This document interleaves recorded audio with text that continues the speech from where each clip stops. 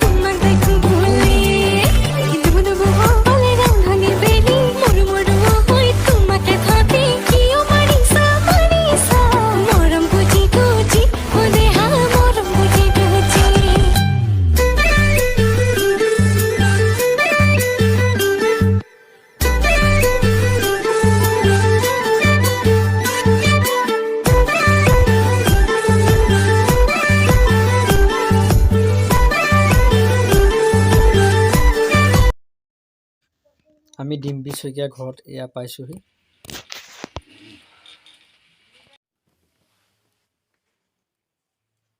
আমি অসম টিম হৈ পুনেত 6 নেশ্যনেল কুম্ফু চেম্পিয়নশ্বিপত অংশগ্ৰহণ কৰিছিলোঁ। আমি অসম টিম হৈ তাত খেলিবলৈ গৈছিলোঁ। ৰাষ্ট্ৰীয় পৰ্যায়ত খেল আছিলে তাত, আৰু মই তাত দুটা ইভেণ্টত অংশগ্ৰহণ কৰিছিলোঁ, আৰু সেই দুটা ইভেণ্টতে মই সোণৰ পদক পালোঁ। আৰু তাত বহুত ভাল লাগিছিলে গৈ, তাত অংশগ্ৰহণ কৰিও বহুত ভাল লাগিলে। আৰু আমাৰ টিমটোত 21জন ষ্টুডেণ্ট গৈছিলে, আৰু ছাৰ গৈছিলে, মেম গৈছিলে। তাত আৰু 28 আৰু 29 অক্টোবৰত গেমটো হৈছিলে। তাত আমি দুইটা ইভেণ্টত গোটেইখিনিয়ে টিমত যিমানে গৈছিলে চবেই দুটা ইভেণ্টতে অংশগ্ৰহণ কৰিছিলে, আৰু সকলোৱে সক্ষম হৈছে। কিন্তু দুটাকৈ গ'ল্ড মেডেল মই আৰু আমাৰ ছাৰৰ ল'ৰাটোৱে পাইছে। বহুত ভাল লাগিলে, আৰু বহুত চেষ্টাৰ ফলত যাবলৈ পাইছোঁ। বহুত কষ্ট কৰিব লগা হৈছিলে। বহুত কষ্ট কৰি মেলি আমি ইয়াৰ পৰা ওলাই গৈছিলোঁ, আৰু কষ্টৰ ফল যে এনেকৈ পাম বুলি ভবাও নাছিলোঁ। বহুত ভাল লাগিছে। প্ৰথমতে মই মা দেউতাকে ক'ব বিচাৰিম, কাৰণ তেওঁলোকৰ দ্বাৰাইতো মই ইমানখিনি যাব পাৰিছোঁ। আৰু আমাৰ যোনজনে শিকাইছিলে ছাৰ গুৰু, তেওঁ অৰুণজ্যোতি হাজৰিকা, তেওঁ আমাক লৈ গৈছিলে টিমটোৰ হৈ। তেওঁৰ বাবে আমি যাবলৈ সক্ষম হৈছোঁ। আজি পোহৰৰ উৎসৱ দেৱালীৰ দিনাই লখিমপুৰ জিলাৰ নাৰায়ণপুৰলৈ আনন্দৰ জোৱাৰ আনে ডিম্পী শইকীয়াই। যোৱা 28 আৰু 29 অক্টোবৰত মহাৰাষ্ট্ৰৰ পুনেত অনুষ্ঠিত হোৱা 6 ইণ্টাৰনেশ্যনেল কম্ফু চেম্পিয়নশ্বিপ 2021 অসমৰ দলটোৰ ডিম্পী শইকীয়াই কেৱল দুটাকৈ স্বৰ্ণ পদক লাভ কৰি অসমৰ লগতে নাৰায়ণপুৰলৈ গৌৰৱ কঢ়িয়াই আনে।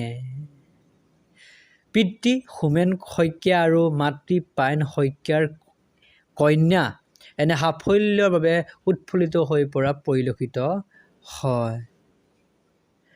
যদি ভিডিঅ'টো ভাল পায় লাইক আৰু শ্বেয়াৰ ছাবস্ক্ৰাইব কৰিব নাপাহৰিব।